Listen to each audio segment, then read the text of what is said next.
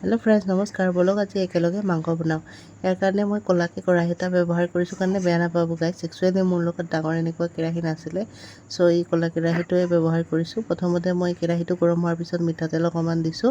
তাৰপিছত তাতে মই পিঁয়াজ, শুকান জলকীয়া, তেজপাত আৰু গোটা জিৰা, গোটা গৰম মছলা ব্যৱহাৰ কৰিছোঁ। তাৰপিছত ধুনীয়াকৈ যেতিয়া পিঁয়াজখিনি ভাজা হৈ গৈছিলে তেতিয়া মই পেষ্ট এটা বনাই ৰাখিছিলোঁ। তাতেও মই আদা নহৰু, শুকান জলকীয়া মানে গুড়ি, তাৰপিছত ধনিয়া গুড়ি, জিৰা গুড়ি একেলগে দি কেনে তাতে নিমখ হালধি চব মিলাই কিনে পেষ্টটো মই বনাই লৈছিলোঁ। তাৰপিছত যেতিয়া পিঁয়াজখিনি হৈ আহিছিলে তেতিয়া মই এই পেষ্টটো ঢালি দিছিলোঁ। ঢালি দিয়াৰ পিছত ধুনীয়াকৈ লৰাই আছোঁ। চাইছে নহয়, এতিয়া ইয়াৰ পৰা লাহে লাহে তেল ওলাই আছে মছলাখিনিৰ পৰা। এনেতে মানে এইখিনি হৈ গৈছে। এতিয়া মাংসখিনি দিব পাৰি।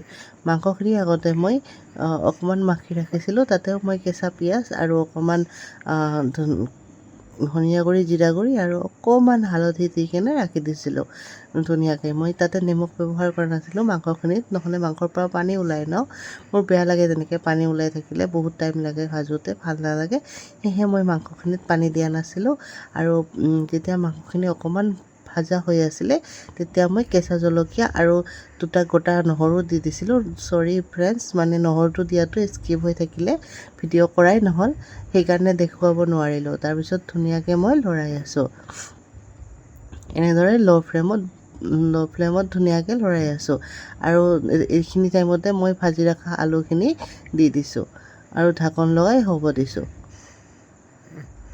এনেকৈ ভাজি ভাজি যেতিয়া মাংসৰ কালাৰখিনি চেঞ্জ হৈ আহিব আৰু গোটাকৈ যে পিঁয়াজখিনি যে দিছিলোঁ ন, কাটি কাটি যে পিঁয়াজখিনি দিছিলোঁ, সেই পিঁয়াজখিনি যেতিয়া গলি যাব দেখা পাব ইয়াতে গলি গৈ আছে আৰু ধুনীয়াকৈ ভাজ খাই আছে, তেতিয়া মানে লাহে লাহে এইটো হৈ আছে বুলি গম পাব পাৰিব। আৰু আপোনালোকে যে মাংসখিনি হৈ আছে, তেতিয়া মানে এই পানী দিব লাগিব যেতিয়া পিঁয়াজখিনি ধুনীয়াকৈ গলি যাব।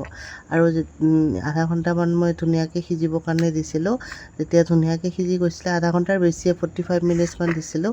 তাৰপিছত যেতিয়া ধুনীয়াকৈ সিজি গৈছিলে ন, তেতিয়া মই ঘৰতে বনাই ৰখা গোটা গৰম মছলাৰ গুড়িটো যে আছে, গৰম মছলা গুড়ি ব্যৱহাৰ কৰিছোঁ আৰু ধনিয়া ব্যৱহাৰ কৰিছিলোঁ।